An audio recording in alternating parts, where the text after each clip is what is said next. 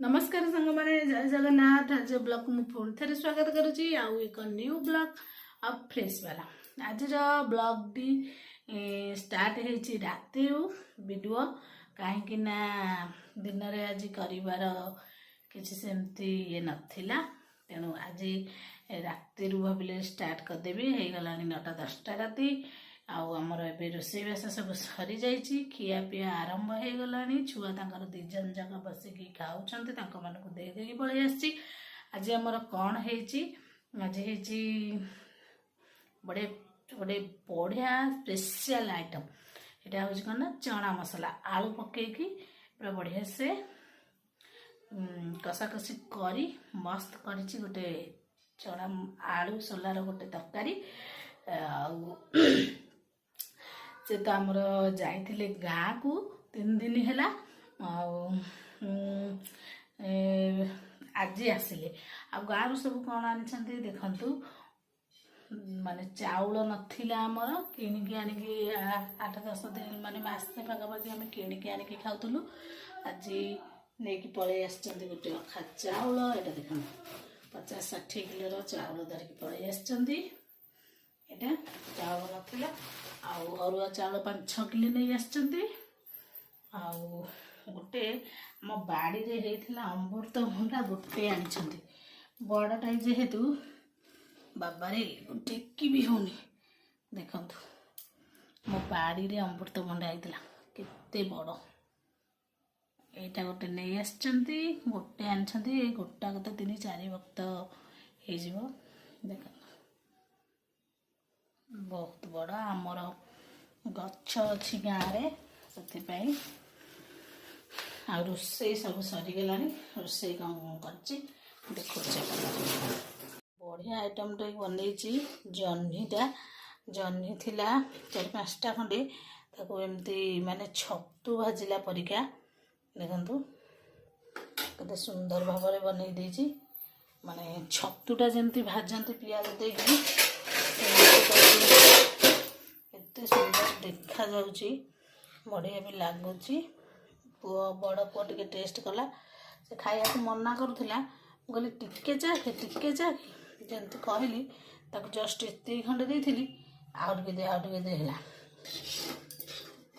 मैंने एत मैंने पूरा छतु भाया लगुच पूरा छतु भाया भजाटा होना से छतु भाया ही लगुच जह्नी भजाटा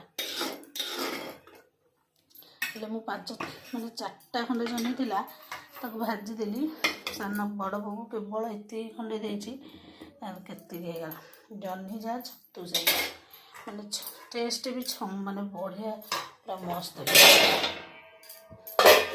कड़ईटा बतुरी देवा तेल गुड़ाक देखते ये रही जाइए गोटे थालिया को काढ़ी नेली बतुरी आउ चलन देखिए छुआ कौन खाऊँ ये आमर रही जाइए रुटी छुआ खाया को दे देछि से बड़ पुओ खाई सारे तार 2टा रुटी कर नहीं आ रुटी मागुची गोटे रुटी देदेबा ये देखु सोला आउ आलू पकईकी गोटे मस्त तरकारी कर देछि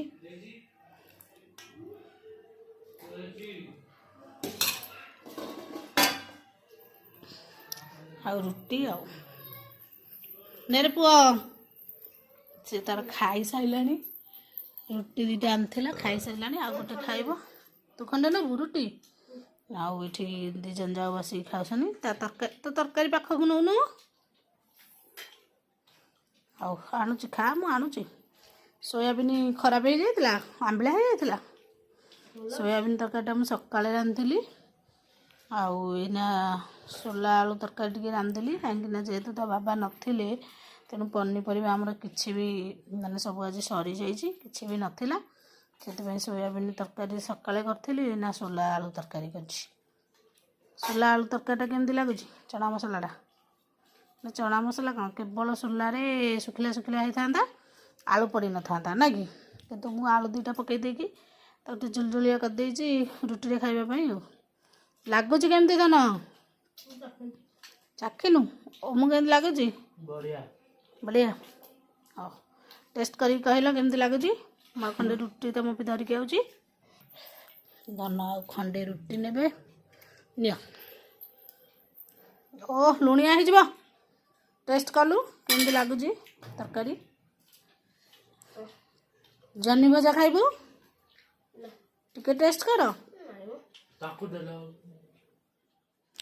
ହେତିକି ହେଇଛି ସମସ୍ତେ ଟିକେ ଟିକେ ଚାଖିବା ପାଇଁ ତତେ ଦେଇଦେଲି। ସେ ତାର ଖାଇଲାନି ବାବା ଖାଇବେ।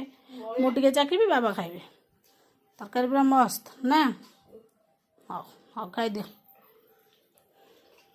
ତ ସାଙ୍ଗମାନେ କାଲି ରାତିରେ ମାନେ ଚଣା ମସଲା ରୁଟି ସବୁ ହେଇଥିଲା ଖାଇଥିଲୁ।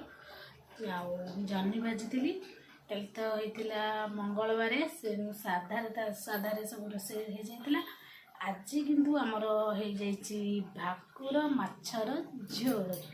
ଭାକୁର ମାଛ ମାନେ ଦେଖନ୍ତୁ, ଏଠି ମୋର ରୋଷେଇ ସବୁ ସରିଗଲାଣି। ଏଠି ଭାତ ବି ହେଇଗଲାଣି। ଏଠି ମାଛ ତରକାରୀ ବସିଛି।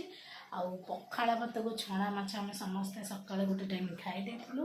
ଏବେ ମୋର ରୋଷେଇବାସ ବି ସରିଗଲାଣି।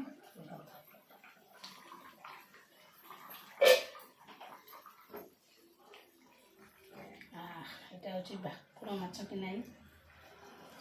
ମାଛଟାକୁ ଦେଖିଲେ ସମସ୍ତେ ଜାଣିପାରିବେ ତା ମୁଣ୍ଡ।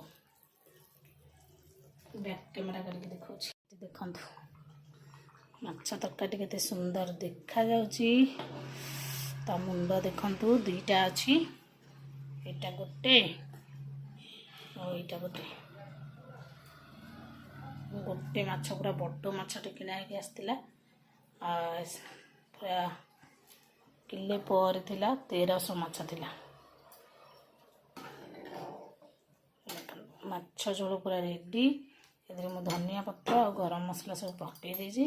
ଏବେ ଗ୍ୟାସ୍ଟିକୁ ବନ୍ଦ କରିଦେବା ଆଉ ଢାଙ୍କୁଣିଟା ଦେଇଦେଇଥିବା। ଆସିଲେ ସମସ୍ତେ ଖାଇବେ ଆଉ।